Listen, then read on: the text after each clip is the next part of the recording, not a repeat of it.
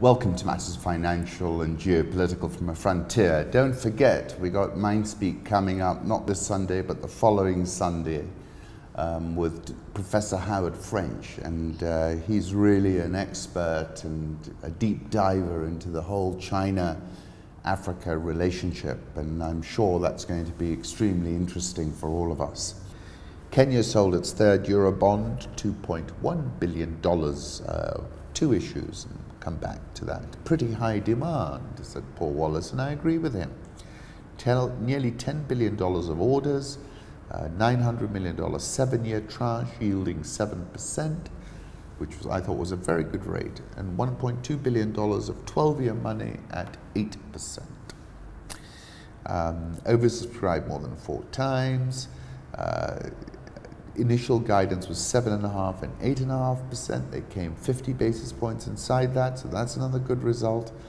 Both tenors of the new bond will be amortized at $300 million and $400 million respectively for the 7 and 12-year tenors annually in the last 3 years to maturity in order to avoid a surge in repayments. Much more concern about sequencing and avoiding the lumping effect. Tanzania, 1 million ton maize surplus boosts Nairobi's supply, so that's a good sign. Surplus stocks in Tanzania have raised maize supply, helping cool the rising price of the produce in Kenya. 1 million ton surplus.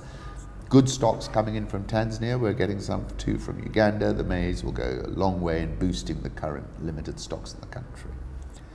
After the all-share deal is concluded in October, NBK will run as an independent bank for 2 years before being absorbed into KCB to create a $10 billion asset bank, tweets Bankalele. It will initially dilute current KCB shareholders by 4.5%. Kenya shillings at 101.15, Nairobi all shares up 4.69% year to date, but we've lost over nearly 10% from the peak.